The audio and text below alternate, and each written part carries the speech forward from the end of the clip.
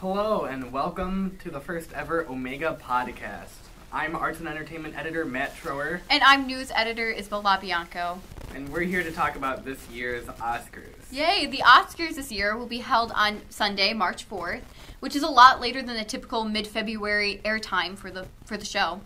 Okay, so let's get things started. How about we're going to take a look at the nominees for each category. We're just going to share our opinions on who we think should win and who will win.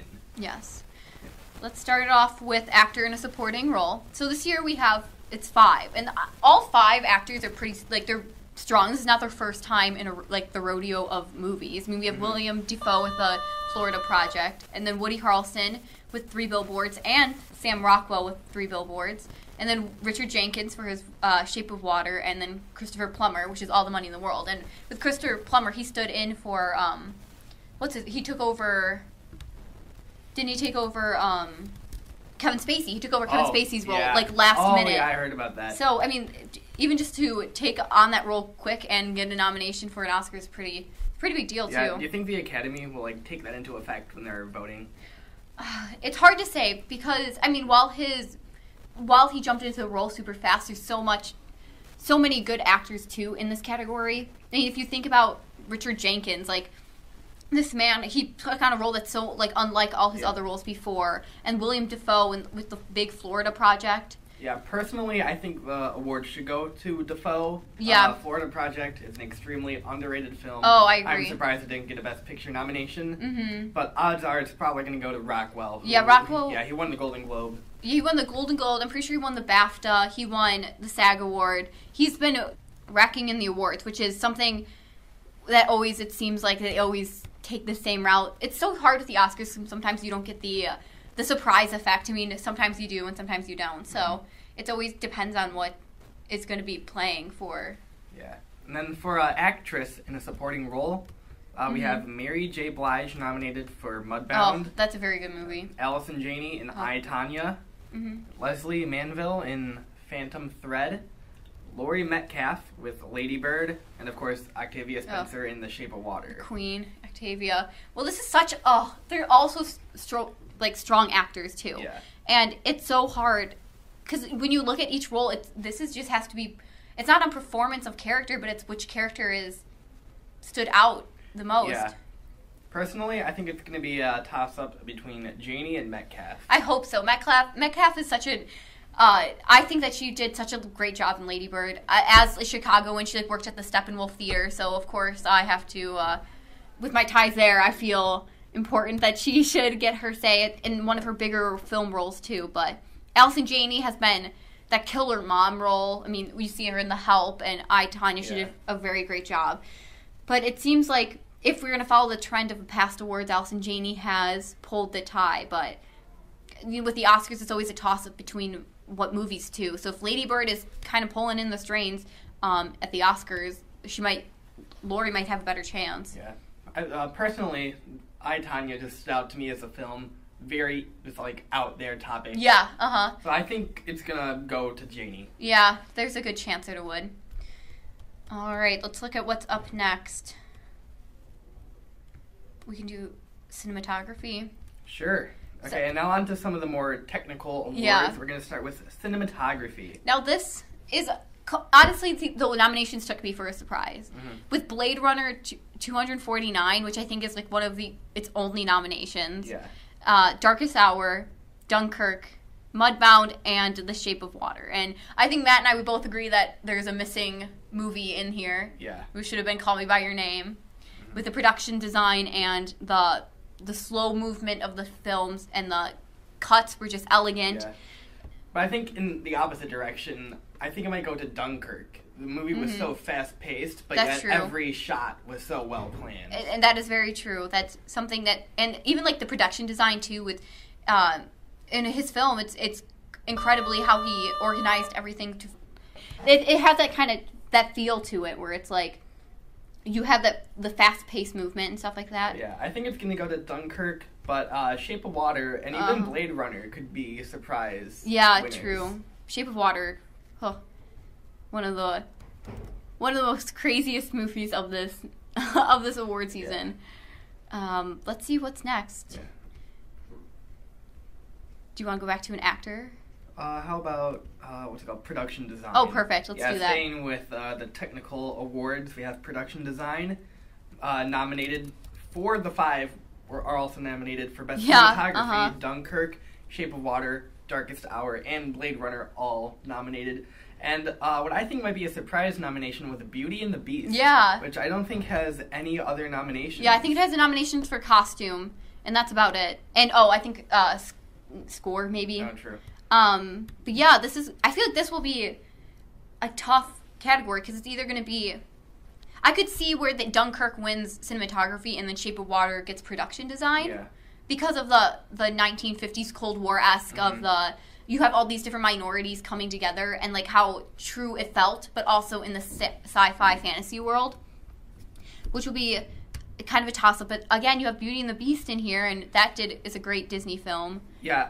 Personally, when I saw the film, I came out a bit disappointed, but the production design was definitely the standout. Yeah, that's very true. It's very true. I do think it could go to Blade Runner again. It could pull Mad Max almost. Oh, what yeah. Was that, 3 years ago Yeah, now? 3 years ago. Crazy. Well, let's talk about original song. Oh, so yeah, of course. We have some different ones that aren't from the Golden Globes. Some of these weren't even nominated for them. So we have Mighty River from Mudbound. We have Mystery of Love from Call Me By Your Name. We have Remember Me from Coco. Stand Up for Something from Marshall. And This Is Me from The Greatest Showman. And we both agree what should win.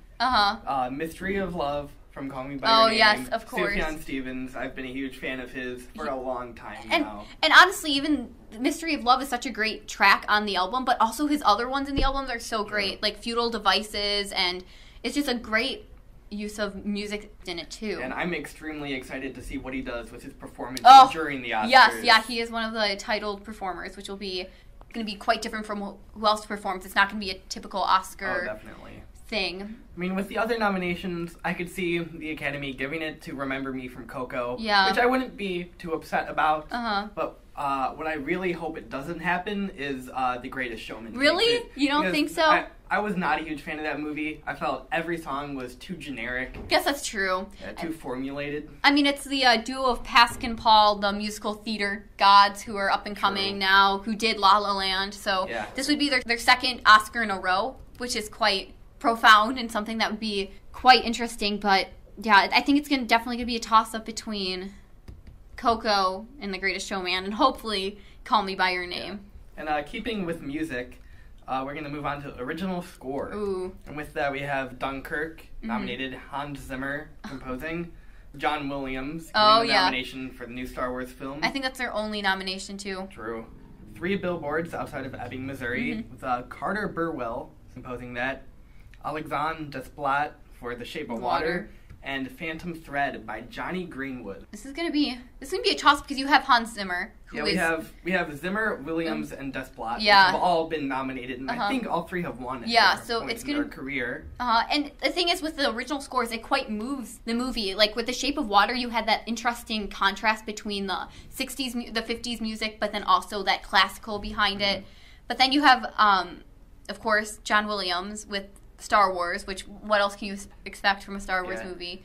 But I think Dunkirk also had a great score. Oh, I agree too. Hans Zimmer pulled some stuff that was really interesting that I think brought out a lot about the script, and it gave a lot contrast to this movie too. So and even if it doesn't win for scores, it has to win sound editing. Yeah, oh for sure. Yeah, but personally, I'm going to be pulling for Johnny Greenwood from Phantom Thread. I'm not sure if you're familiar, but Johnny Greenwood, he's a member of Radiohead. Oh, is he really? Yeah, big alternative rock band. Oh, that's really interesting that they chose it for Phantom Thread. Yeah, he does all their string compositions. Oh. Yeah, he's not the main songwriter. He doesn't sing.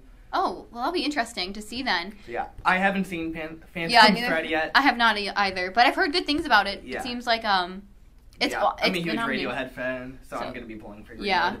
Yeah, Alexandre Desplat won the Golden Globe, I'm pretty sure. So, I think it's between him and Zimmer. Maybe Williams, but it seems like those two. Yeah. Right. How about animated feature film? Oh, yeah. Yeah, it's a category unlike no other. It's going to be quite interesting this year. It's a very interesting lineup of films nominated. Boss Baby. Did you ever think Boss Baby would be an Oscar-nominated film? Because I for sure did not. I did not. We also have Coco nominated, which I think everyone kind of saw that coming. Yeah. And Ferdinand. Mm-hmm. And The Breadwinner. They always tend to have one film that like people haven't heard about before the Oscars. So I think that's going to be their film this year. Yeah. And my personal favorite, Loving Vincent. Loving Vincent. Why don't you talk about that, Matt? Since you've seen it. I heard about this many months ago, like online, about the production of the film. And what they did was, it's a story about Vincent van Gogh. Ooh, and the whole film is animated through paintings. That's so incredible. They had a team of over, I think, 700 artists paint each individual frame. And of course, they're in the style of Van Gogh's painting. Yeah. And then they, almost in a stop motion way, it's like, took a picture of every painting, and then edit it together to make a feature-length film. That's crazy. And for like a film like that, I mean, we have Disney Pixar again, which is, of course, the similar-esque of the look of the cartoons. But when you have something like Loving Vincent, it seems to play in these award ceremony type, something new and unique. Yeah, Coco did take the Golden Globe over Loving Vincent. Uh-huh. I'm not sure if the Academy is going to go in the other direction, but I wouldn't be upset if Coco. Yeah, Coco was a cute film. Kind of like Moana's win last year. True. So, we'll have to see. Let's see. Directing? Oh, yeah. Yeah, one of the big four. Oh, directing. Yeah. Well, I think it's something to talk about here because we have Christopher Nolan, not a surprise. We have Paul Thomas Anderson. Yeah, who directed Phantom Thread. Yes, and then we have The Shape of Water, Del Toro, who won the Golden Globe, and I'm pretty sure he won the BAFTA. We have Jordan Peele's directorial debut for Get Out, and Greta Gerwig for her directorial debut, which is for Lady Bird. Yeah. So this is you have the new and you have the old. And it's an interesting mix of nominees. And then we have, all the nominations, they're not very similar. None of the films are very similar, too. They all took a very unique and characteristic directing style that I think appeals to a lot of who's going to be the winner. I mean, we have Greta Gerwig, which is one of the first females to be who have been nominated for a directing award in almost 4 years. Yeah.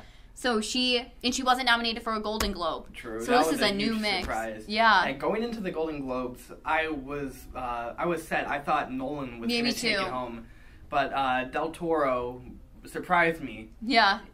To be fair, I saw Shape of Water after the Golden Globes, so now I can kind of see where they're coming from. Mm-hmm. But honestly, I think it's going to be between Nolan, Del Toro, and Gerwig. Yeah. She did a wonderful job with Lady Bird, and her script was wonderful too, which I think could get her the win is for her screenplay. It was very specific and it flourished, which was really cool. So. And I could definitely see her taking home more nominations in the future. Oh, yeah. Her directorial career is just getting started. Absolutely. I agree with you too. So, I mean, it wouldn't be a surprise if Del Toro won, and neither with Nolan, but Greta Gerwig would be the interesting. Yeah, and I think Anderson might be a bit of a dark horse. I think he directed Inherent Vice a few years ago. Yes, That's one of my personal favorite films. Yeah.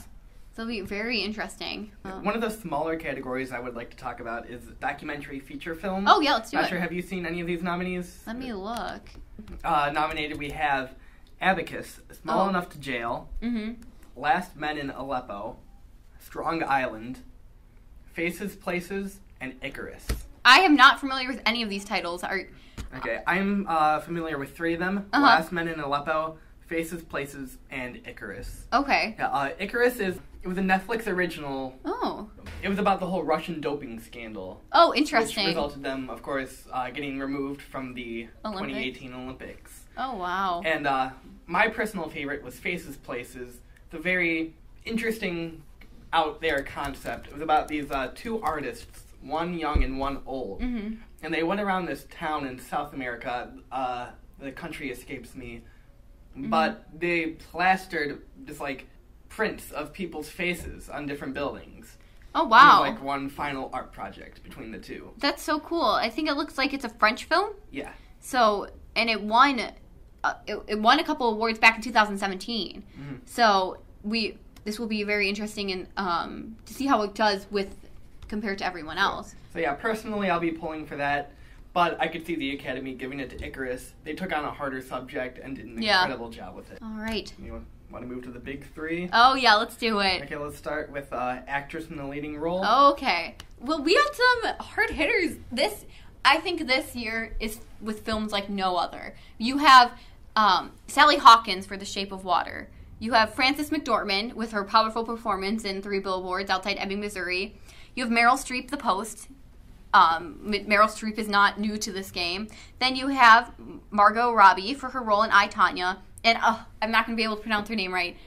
Lady Bird. Yeah. Yeah, her. Who did a wonderful job, and she was nominated. And she's a very up-and-coming actress, so she's not undeserving of the title for Frances McDormand in her role in Three Billboards, which was very powerful and very interesting. But it's really nice for each of these actresses who played such a different role.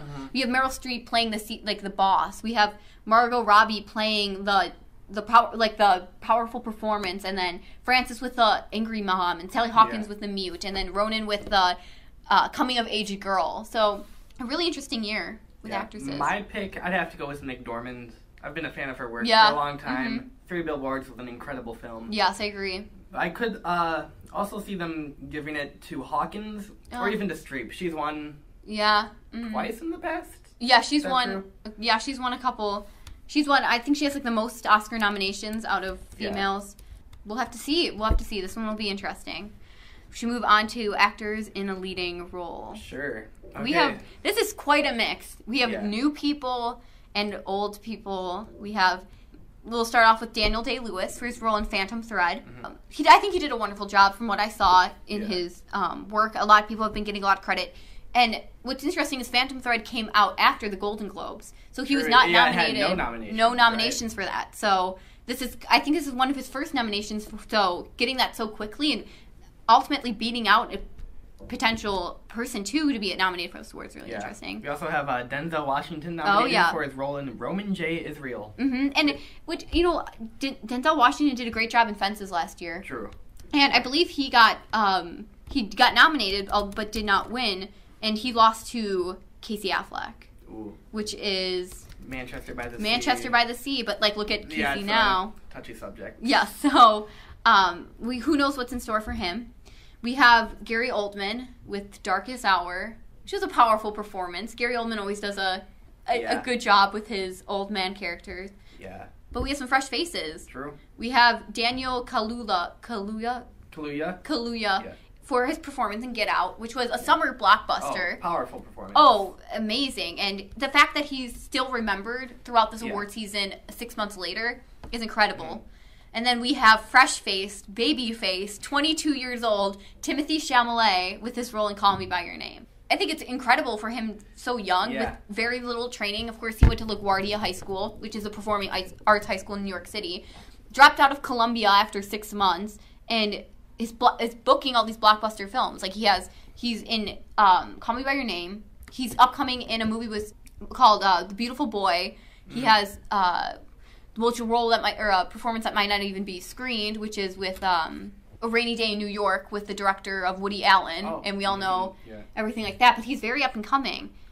Yeah, I mean, especially just looking at the ages of all these performers. Right. We have Gary Oldman. I just searched it. He's 59. Oh wow! Compared to Chalamet, he's 22. Yeah, 22. What's that? That's 37 years between the two. Isn't that crazy? Yeah, personally, I think they're going to give it to Oldman. Oh, yeah. I think it's fair, too. Oldman did a really nice job. Yeah, the Academy loves their World War II films. Yeah, They're old white men. I can also see them giving it to Kaluuya. And if it did, I would not be upset. I think Kaluuya did a really, really nice job. And Jordan Peele also did a really great job with that film. Yeah, I could also see Peele getting a surprise win. Yeah, that would be surprising, but well deserving too. But I mean, you look at people you look like Chalamet, and you know that's not going to be his last Oscar nomination. You know that there's going to be more in the future. So okay, good to see. Yeah, moving on to Best Picture. Best Picture. 9 nominees. 9 nominees. Call Me by Your Name. Oh, a great film. Darkest Hour.